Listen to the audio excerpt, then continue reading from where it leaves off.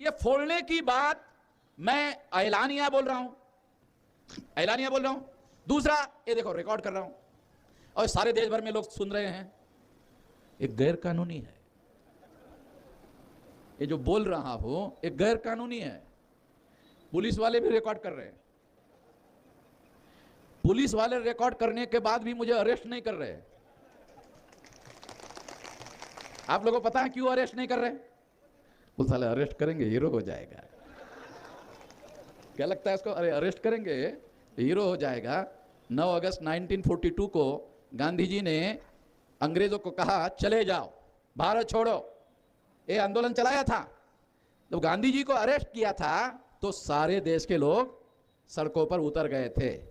तो इससे उन्होंने सबक सीखा, ये नेताओं ने सबक सीखा, इसलिए वो मुझे अरेस्ट नहीं करते हैं। गुजरात में एक बार उन्होंने अरेस्ट किया था, गुजरात में अरेस्ट किया था मुझे। गुजरात में लोग जेल में जाने से लिए डरते हैं। मैंने कहा पहले मैं गुजरात में ही जेल में जाके वापस आता हूं, तो गुजरात के जेल में जाके वापस आया। यहां पे जब मैं आया हूं तो गुजरात से जेल में जाकर वापस आया हूं तो रात के 2 बजे असिस्टेंट पुलिस कमिश्नर मुझे मिलने के लिए आया, रात के 2 बजे। अब क्या कहने लगा, इस सरकार को लग रहा है गलती हो गया है। मैंने कहा साला कोई रहस्य वाला बात लगता है, तो पूछा उसको ऐसा सरकार को क्यों लगता है? कहा इसलिए लगता है कि सारे देश भर के पुलिस चौकी के सामने आपके लोग इकट्ठा हो गए। मुझे अरेस्ट किया, जेल में डाला, तो सारे देश के पुलिस चौकी के सामने। और वहां का पुलिस चौकी का इंस्पेक्टर कहता है अरे भाई हमने क्या किया, तुम हमारे पुलिस चौकी के पास इकट्ठा हो गए, हमने क्या किया? नहीं आपने कुछ नहीं किया, गुजरात में।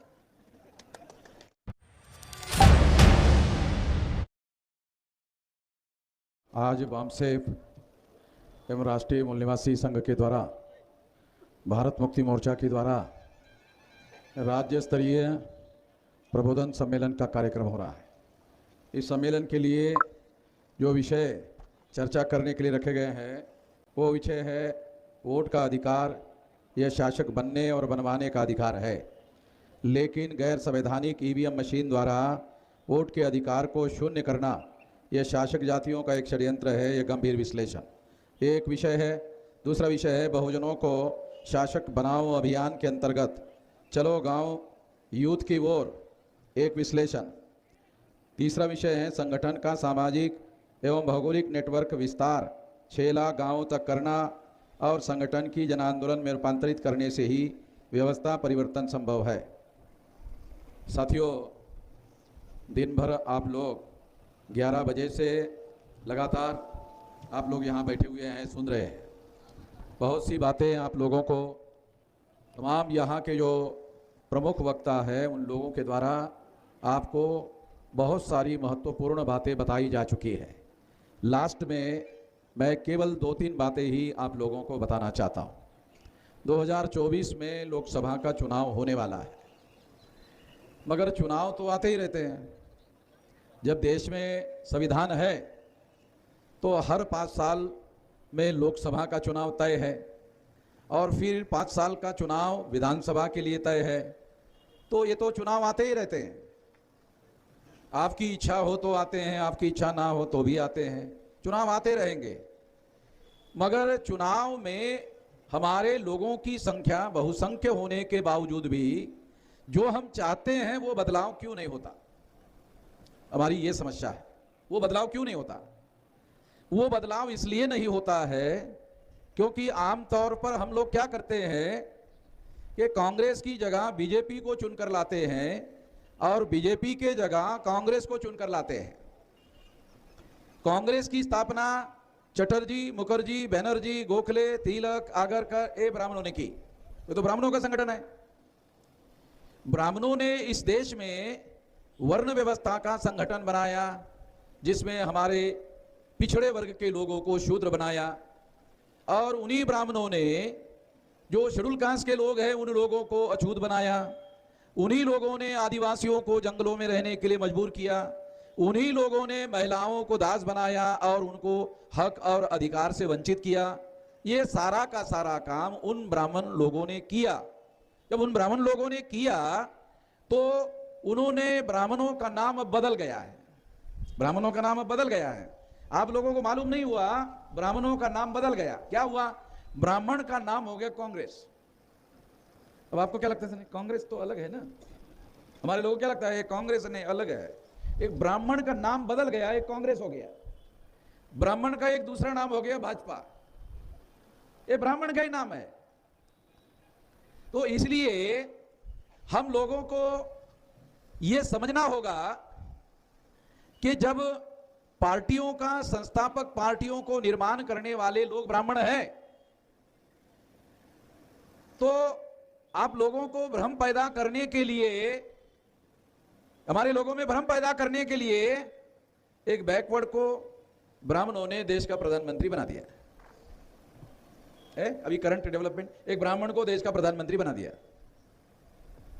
तो हमारे लोगों को क्या लगता है, तो हमारे लोगों को लगता है, मेश्राम जी आप कहते थे कि बैकवर्ड को जाति आधारित गिनती करने का है, फिर संख्या का पता चलेगा, फिर हमारे लोग जागृत होंगे, फिर हमारे लोग प्रधानमंत्री होंगे। प्रधानमंत्री तो हो गया, अब क्या जरूरत है, प्रधानमंत्री तो हो गया, अब क्या जरूरत है, ऐसा हमारे लोगों को लगता है। हम बैकवर्ड क्यों है, वो इसी वजह से बैकवर्ड है कि उन्होंने बैकवर्ड में से एक आदमी को खड़ा कर दिया और उसको नियंत्रण कर रहे हैं। अब आपको देहाती उदाहरण दिया जाए, मैं किसान का बेटा हूं तो आपको बताता हूं। गाड़ी को दो बैल जोड़े जाते हैं, जूते जाते हैं, और दोनों बैलों की रस्सी वो गाड़ी चलाने वाले के हाथ में रहती है। बैल तब तक आगे बढ़ता है जब तक वो रस्सी अपने हाथ में रखने वाला जो आदमी है, तब तक वो बैल को आगे जाने देता है। तो ये देश का जो प्रधानमंत्री है, ये ब्राह्मणों के द्वारा रखा हुआ एक बैल है, ये बैल है। आप बोलेंगे नहीं, इतना वो अपमानजनक बात नहीं बोलना चाहिए प्रधानमंत्री के लिए।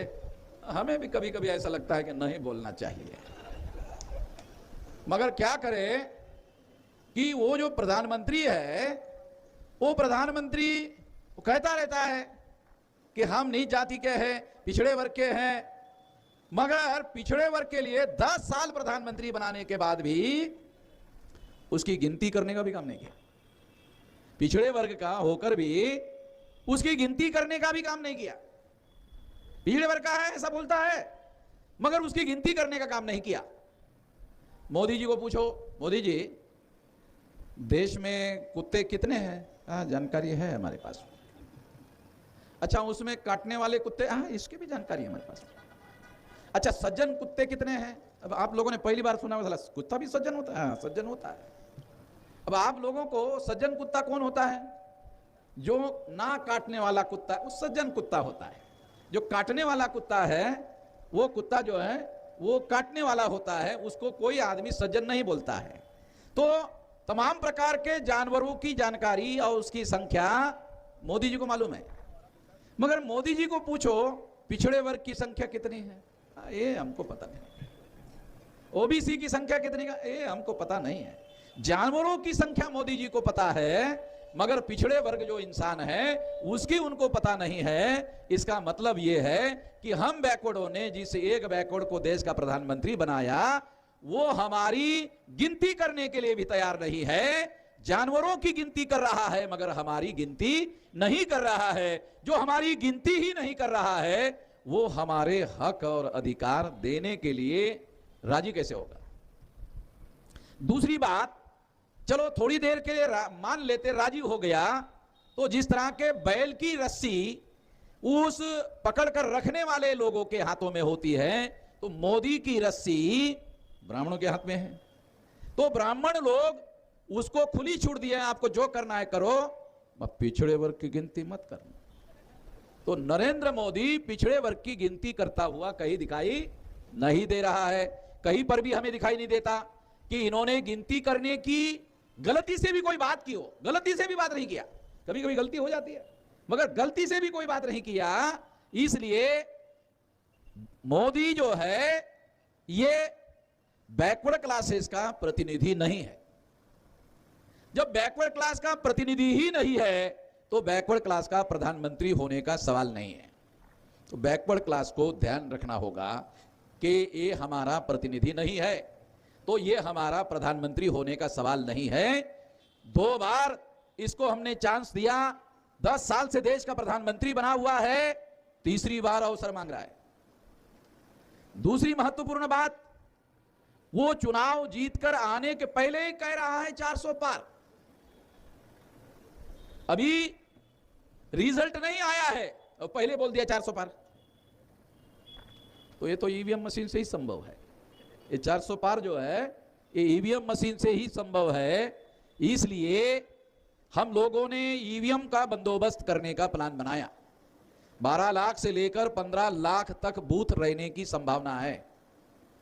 तो हम लोगों को ईवीएम फोड़ने के बारे में संकल्प करना चाहिए।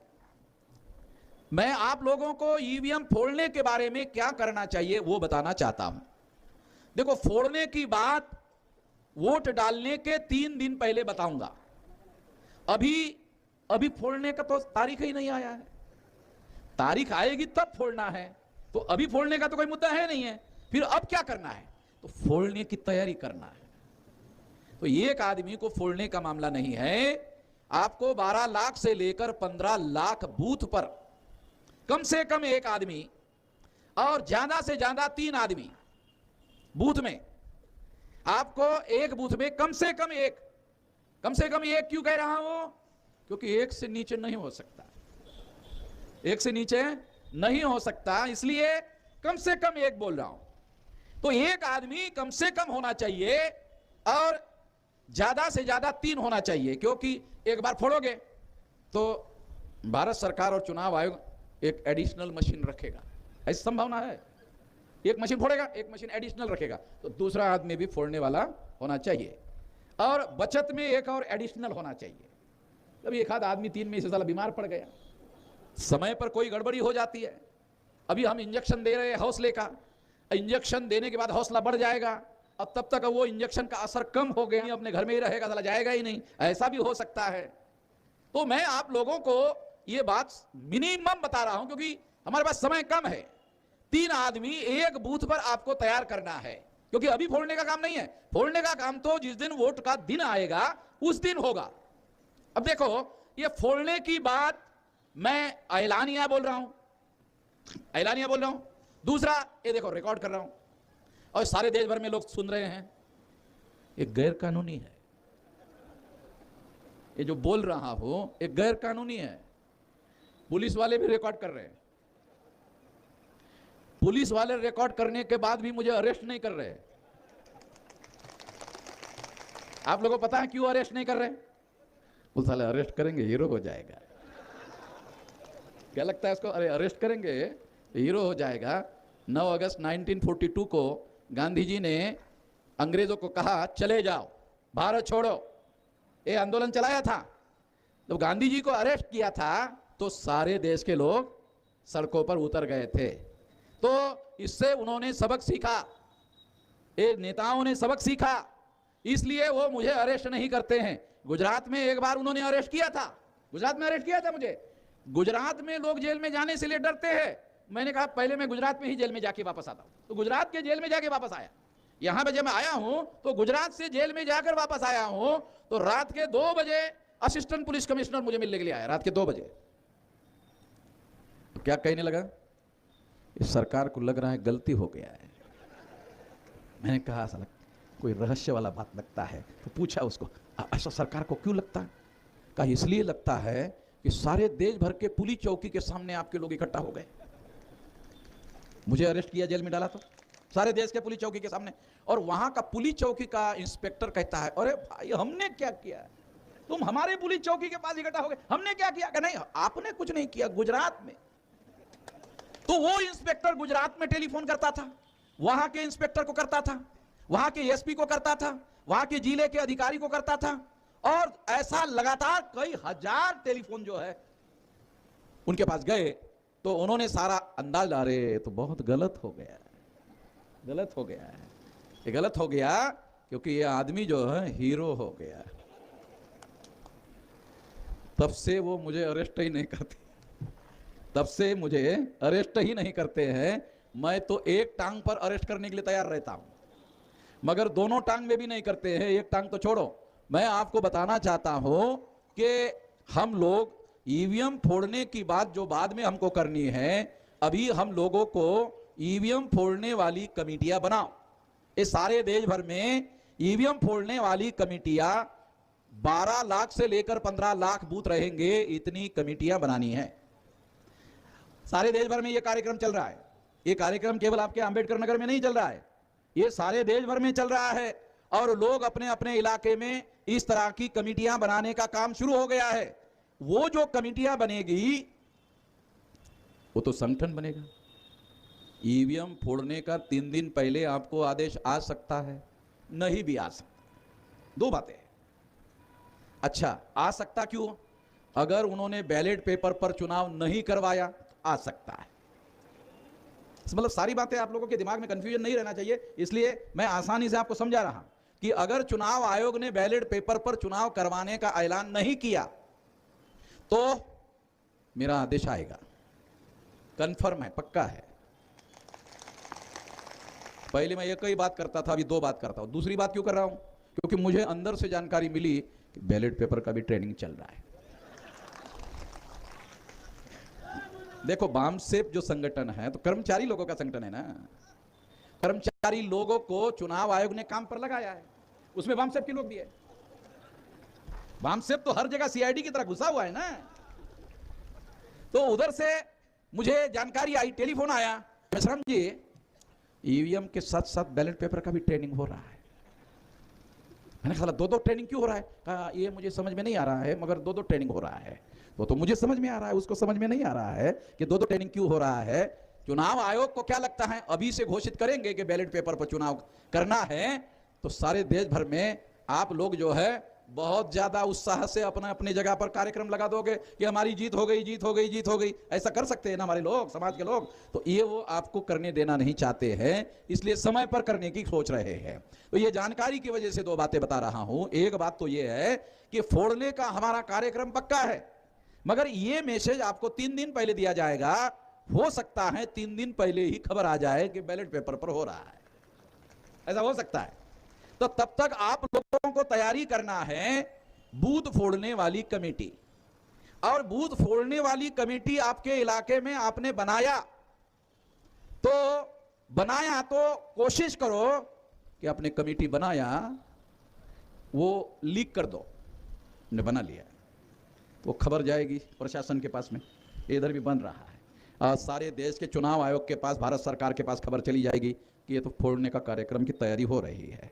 ऐसा होते ही ईवीएम मशीन चली जाएगी, बैलेट पेपर आ जाएगा। दूसरी महत्वपूर्ण बात मैं आपको बताना चाहता हूं, चुनाव का जो कानून है उसमें बैलेट पेपर पर चुनाव नहीं होगा ऐसा कोई कानूनन बंधन नहीं है। आज भी चुनाव के कानून में बैलेट पेपर से भी चुनाव हो सकता है। एक कानून में अभी भी व्यवस्था वैसे के वैसे ही है। चुनाव आयोग अगर फैसला कर ले बैलेट पेपर कानून में व्यवस्था पहले से है, ईवीएम भी और बैलेट पेपर भी। इसलिए हम ऐसा कोई काम नहीं कर रहे हैं जिसे गैर संवैधानिक कहा जाए। हम तो कह रहे हैं कि लोकतंत्र को बचाने के लिए, संविधान को बचाने के लिए, वोट के अधिकार को बचाने के लिए, वोट का अधिकार बचेगा तो हम संविधान बचाएंगे। तो संविधान बचाने के लिए ईवीएम फोड़ रहे हैं तो साला कौन सा अपराध कर रहे हैं? पुलिस वालों को हमारे खिलाफ कोई केस भी तो दायर करना पड़ेगा ना, धारा लगाना पड़ेगा ना। कौन सा धारा लगाएंगे कि संविधान बचाने के लिए इनके ऊपर फोड़ने का आरोप है? संविधान बचाने के लिए फोड़ने का आरोप? तो ये आरोप ही नहीं बन रहा है, बनता है आरोप।